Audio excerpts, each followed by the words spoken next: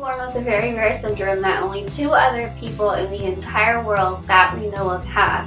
In 2007, at the age of 17, I found a video calling me the ugliest woman in the world. As if that wasn't bad enough, there were comments that really broke my heart, and for a while, my spirit. But I'm still here and I'm okay. I'm better than okay. My dream is this: to leave the online community better off than I found it, or rather, than it found me. I want to work with online places where we hang out to keep them safe and supportive of each other. My dream is to bring all of us together, those of us who have been bullied, who have been put down, or who have been treated cruelly, and finally put an end to online bullying. I'm with Lizzie. I'm with Lizzie. I'm with Lizzie. Hashtag I'm with Lizzie. That young lady you just heard is named Lizzie Velasquez, and she's actually in studio with us right now. Say hello to Lizzie Velasquez. Hi. Hi. A lot of people, we don't even need to introduce you. Your TED Talk has been seen by millions of people. It has. You've become an instant overnight sensation. It's been a very crazy few months, to say the least. Right. It's been a slow climb, right? Because I remember that that video popping out, and it was the cruelest thing I've ever seen. And you were 17 at the time. 17, yeah. Wow. Do you mind it? How old are you now? If you mind? 25. 25. So it's been 8 years. Okay. Yeah. You handled it like an adult. I mean, Did you on the did. inside? Tell me about you did the video. on the outside, obviously. How did you receive that, internally at first? yeah, I mean, I think if anyone found a video calling them the ugliest person in the world, whether you have a syndrome or not, you think your world is over. And I felt like, how in the world am I going to pick myself up from this? Yeah. And of course the thoughts went through my head of, I want to tell these people off. Who do they think they are? They don't know me. That's normal. But then I realized if I did that, I would just be sinking down to their level and accomplishing nothing. So I decided to just make myself better, and hopefully they'll see that they weren't going to hold me down. And so There you go. look at me now. That is There the you go. toughest thing to do, too. There So you since go. then, you went to college, you've written 3 books. Yes. And, of course, this TED Talks that has over 9 million views now. And you're in the process of trying to get funding, Yes. crowdsourcing for a documentary, an Yes. anti-bullying film, right? Yes, right. When you say it like that, I'm like, when did I have time to do all I of know. this? I'm reading it. I'm like, geez, I just turned 30. I've done nothing. You wrote 3 books. I did. Writing a book is hard. I That's know. what I hear. That's why we haven't done it. You got to write and stuff? Yeah, my 3rd book is called Choosing Happiness, and that'll be out August 1st of this year. We have started our Kickstarter goal for a documentary, The Lizzie Project. We launched on May 1st. Nice. Got to announce it on The View, which was very exciting. And Pre-Barbara leaving or post-Barbara leaving? Pre-Barbara Pre. leaving. So you got to Okay. meet. Right. All right. Got to sit right next to her. Very surreal moment to see, Yeah, to bet. hear a producer say, Lizzie, is it okay with you if I take you to meet Whoopi Goldberg? Yeah. Say, no, it's not okay. Yeah, I'm a little busy. But we launched on May 1st. Our startup goal is 180,000. We reached it. Nice. Yay. Congratulations. Yeah, just like a day or two ago, Yeah, right? I Wow. think it was at 12:45, and I know this because I was watching my screen like a crazy person. And now we are doing our stretch goal because our deadline isn't until May 31st.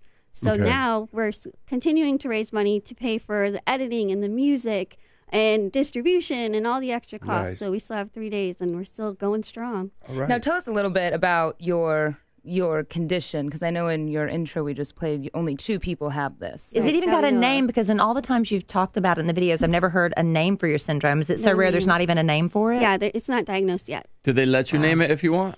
I've asked many times Yeah. for it to be named after me. Well, what are some of the symptoms, of your condition? There's not really a whole lot. The only thing is I can't gain weight, so I can eat a whole lot and not gain. You can eat whatever you want. Yeah. But when you can, okay, and that sounds like heaven to Right. so So- many It women kind of listening is. right It now. kind of Yeah. is. But does food and the taste lose its appeal because you can just eat whatever you want? No, I have the palate of a 5-year-old. So Sugar, not- sugar, sugar. Yeah, fast food. Pizza, But I chicken feel like nuggets. now that I'm 25, I need to eat healthier. Right. Well, So I it is started National with water Hamburger and Day. raspberries. Baby steps. I think you're okay. And how often do you have to eat? There's no certain amount of time. Oh, okay. Yeah, there's a lot of different. My favorite headline. Yeah. Girl must eat every 15 minutes or she'll die. Now, how tall are you? Yeah, somebody in this office fell for that headline no, earlier. it's funny because now at home it's like, 15 minutes. I better hurry up. You have a timer on? Yeah. What was I know the video came out in 2007 when you were young, 17. But how was your childhood prior to that? Did you have to put up with bullies at school? Oh, yeah, without a doubt. But even I wasn't introduced to bullying until I started school because I was raised so normally. Yeah. I couldn't physically tell that I looked different from other kids. And so when I was introduced to it, I was so confused because I felt like I was a really awesome kid. And Like, hey, I'm just like you. You're going to miss out. So I would just go away, and then I would go home and ask my parents what was wrong with me. And I credit their answer to pretty much everything I've done because they said there's nothing wrong with you. The only thing different is that you're smaller than the other kids. And they always told me, no matter where you are, no matter where you go, always walk in with a smile on your face, be yourself, and everyone else will just learn to love you. There you go. So Which is what you did. Now, you weigh 58 pounds. I do. How long have you... 58.6. Okay. Yeah, give Every her that ounce 6 counts. ounces. Let me get that. Even for Counts. girls, every ounce Yeah. counts. And how tall are you? 5'2". 5'2". And have you been that same weight for a long period of time? Or? Yeah, I've stayed between, I think the lowest has been 57 and the highest has been 64. Wow. So it goes up and down. And as a girl, did you panic at 64? No. I mean, because you're still a girl. She got excited. Oh my about it. God. I was so excited. There's days where I'm like, Mom, does my stomach look big? And if she says no, I get so disappointed. I'm like, I'm going to ask you some questions about this first video that went up. Okay. It was titled, I guess, The World's Ugliest Woman. Is Yes. that what The it rude was? one. yeah. Did you ever, I mean, with your speeches and everything, have you ever found out who posted that video? He messaged me the day that I found it. He What did. did he say? Yeah. Oh, that is. So you know who he is, or he still remains anonymous? He's still anonymous. I don't know if he has his channel anymore, but around the time that I found it, YouTube was still kind of new. And Yeah. so the policies of figuring out how to get it taken down, how to report it, I had no idea. So we tried getting it down, and I think he got an alert that we were trying to take it down, and he sent me a message. I will never forget reading this message. And it said, no matter what you do, no matter how hard you try, I will just continue to keep putting this video up. and you still don't know who it was. And he I doesn't still even know don't you know. personally. No, there was no, nothing no to it other than connection. just pure Yeah. meanness, Just really. meanness. But I Yeah. will say, I didn't read that message again since the day I found it.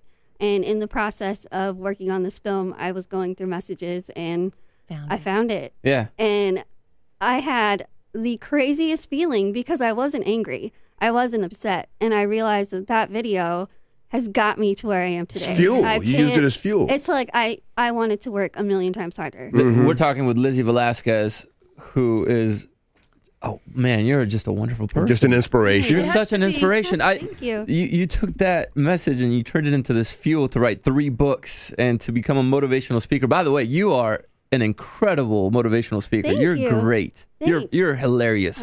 Because there's not an ounce of feeling sorry for yourself in your speech. I watched a little bit of the TED speech, which was interesting. And you said that some of the comments you got, because I think this is just so important. I tweeted everybody, I hope your young people are listening, because online bullies are so ruthless. And some of the comments to you were like, you should just kill yourself, put a gun to your head.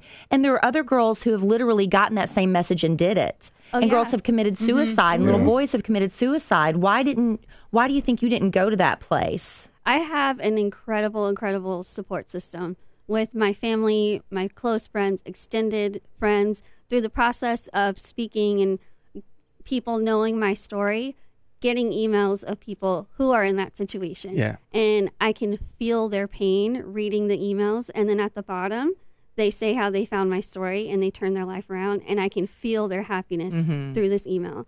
And because of that, whenever I have my low moments or whenever I feel self-conscious, because I mean, of course I'm confident, but I'm human. I'm a girl. I'm hormonal. There's days where I don't Right. feel You like crazy I'm the too? best. Oh man, all of y'all are crazy. Yeah. So whenever I do have those days, I go back to all of that stuff and I realize my purpose is to be the light for anyone who has been in the place that I've been. Now, So- when you get in those dark moments, because what Kelly will do, when Kelly, we get emails and stuff. Oh, we hate you, blah blah. It knocks us down a little. And Kelly will go home and stare at the ceiling fan for an entire That's weekend. my therapy. What when you have a moment like that? What do you do to lift you up, to be therapeutic or whatever? I have a playlist, a go-to playlist, and it's full of happy, inspirational music and songs that have really deep meanings to me. And one of the songs is "Brave" by Sarah Bareilles that I go to all the time, and it's just what I do. It's instinct for me to just turn it on, take a break from everything, turn all my electronics off, which is very hard for me. Yeah. Asking Oh, there's There it is. Shelby. There it is. Where is she? Have you gotten to meet Sarah Bareilles? No, not yet. You haven't gotten to meet her yet? Man, I bet she's with Lizzie. Oh, I guarantee you she would be with Lizzie for sure. Here's the thing, Lizzie, because you said when you started kindergarten, that was your first experience with other little kids being frightened or not knowing how to react to you. And I'm a mother of a 7-year-old. JC's got little kids.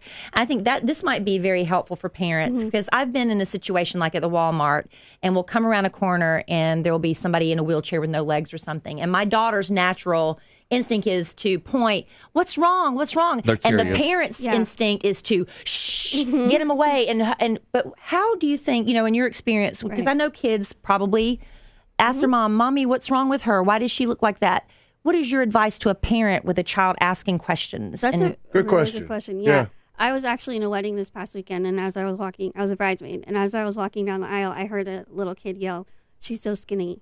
And instantly all those feelings came back to me. But I think my best advice for parents is to, whenever you have the conversation with your kids and say, this is life. You're going to see people who are in a wheelchair. You're going to see people who look different. But honestly, for me, what makes it all better is all you have to do is look them in the eye and smile and just acknowledge that they're a human being just like you and me. Yeah. That's all it takes. Kill them with kindness. That's all it takes. You don't have to ask what's wrong. I mean, I'm human. If I see someone who looks different, I'll look as well. And I'll be curious as well. But if you just give them that acknowledgement and the smile and just look them in the eye and know that you're good human advice. too, like, Good how work. are you? I think it's simple, it's easy, it's something that kids will be able to understand and hopefully use when they're not with their parents. Now, to those parents listening to who have kids that are being bullied, and I'm sure they're listening, and they go to school and they're called ugly. What is the best advice you could give those parents to help them deal with what their kids are going through? I think I've also been asked kind of something along those lines where parents say, when my kids are starting school, do I prepare them to be bullied? What do I tell them? And I would say, no, stay away from that. Because when I started school, my parents never sat me down and said, Lizzie, when you go to school, people are going to be mean to you and make fun of you and call you names. So I didn't ever go into school with that dark cloud over my head, waiting for who's going to pick on me. You went When are they open. going to pick on me? Right. I think if your child goes home and they tell you that they're being picked on, stay positive. Stay positive. Stay with the reassurance that you are smart, you are worthy, you are whatever it may be. And I think if you, one of the things that I think might really help for young kids, especially if you have a go-to mantra with your kids. Yeah. Whenever someone tells them you're dumb, give them something together. Think of something together that they can say in that moment to themselves. So if someone ever bullies them in their mind, they can say, I'm smart, I'm beautiful, and I'm happy. See, next time y'all call me dumb, that's what I'm going to say. I'm smart, I'm beautiful, I'm happy. You know, it's so inspiring. Yeah, look at how happy you are. I like how you said That's that with a happy. smile. You are happy, Al. But, I remember being in high school and how, especially high school and middle school, how brutal kids can be to other kids. And I think it's hard because you think that period of time is, this is it, my life is over, this is the end of the world. It'll never get better. And in hindsight, you realize, small fish, and you see it now. And you were able, to see that light at the end of the tunnel. But what do you say to kids that... it's just heartbreaking to get on the news and read about kids that were bullied on social media at school. Right. And they, a 10-year-old, 11-year-old, 12-year-old kids that are taking their own lives and their parents didn't even know they were being bullied. What do you say to them when they can't see this light that you saw at the end of the tunnel, that there's a greater purpose? I think that's what my biggest hope for this documentary is, to be able to show exactly how I was able to have life after bullying, because it is possible. And I feel like a lot of people say, it gets better, it gets better. How does it get better? What do I do to make it get better? And for me, it was two choices. I was either going to choose to be happy, or I was going to choose to go down a bad path. And I chose to be happy. And the way that I got to that point, I'm ready to show every vulnerable side, every dark side, everything I've had to go through, to really show people this is how you do it and this is how it's possible. I love that you said that, because that's what people ask me. It's like, because I act like I'm a kid, and I'm a 30-year-old man, but I act like a kid all the time. You're a kid. You're a kid. And they say, and they're like, how come you're always just acting like nothing's wrong? Kelly always asks me how do you act like that? And it's, you get to choose your happiness. Yeah, you choose it. You choose it. You get to choose if you want to be happy. You can go into work and Well, choose you should start the JC Project. No. I'm just happy that it's verified by Lizzie, because you prove that that theory is correct. You genuinely get to choose if you want to be happy or not. Yeah, and I mean, some people will think it's easier said than done. It is. Yeah, it really is tough. It is when you feel like hard. you're drowning. Yeah, when you can't see that. It's like, well, I can't just choose to be happy. But at the same time, working hard, making yourself better, when you reach that and when you finally feel like you've accomplished your goals, that feeling will be multiplied so much more. Is a truth to the theory, fake it till you make it? Because I'll tell people, cheer up. Well, I'm not depressed. It's easy for me to say cheer up because I'm not that person that's going through whatever, But can you make yourself happy when you're not really happy? Am I asking the question right? Yeah, no, I completely understand. So what do you do when that's happening? There are times where I do feel like maybe if I just put on a smile, it'll make me actually feel happy inside, and that it doesn't work because it's just something that's going to fade away. So it's like coffee. You'll get the energy for a little bit, and then you'll feel down again. And So drink more coffee. yeah, drink more coffee. But I think if I have to really, it has to start inside. It has to start inside because once I was able to fully accept, own, and be proud of who I was from the inside, everything else just kind of fell into place. All right. And so having to fake it till I made it wasn't even an option because I was already 110% Okay. All right. owning it. Well, the movie project, like you said, you did reach the funding, but now you're just going to have that extra push to make it even better. And for the, you could have gotten the basic movie made, but now you want the bells and whistles. Right. So how do people that they support what you're doing and they want to support your Kickstarter campaign, where do they find the place to make donations? You can go to thelizzieproject.com. And it's IE, Lizzie with an IE. Yes, Lizzie with an IE, and it has all my social media links and everything is all on there. Okay. What is your motto? My motto Can you say? Choosing happiness. YOLO? Yeah. Oh. Yeah. YOLO. YOLO.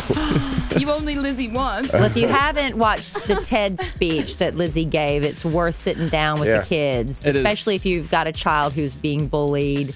Or if you maybe know your kid's the bully. Yeah. I mean, come on. Some parents have to recognize my kid's the bully here. And that has something to do with you. You can Sit help down them. with your kid and watch Yeah. this TED speech. And I'm sure there's a link to the link Yes, it's on Lizzie there as Project. well. Yeah. TheLizzieProject.com. All right. Lizzie Velasquez, thank you so much for joining you. us. Thank you. Thank you for being an inspiration, too. You're a beautiful person. Thank you. Thank you. Lizzie Velasquez, everybody. Yay.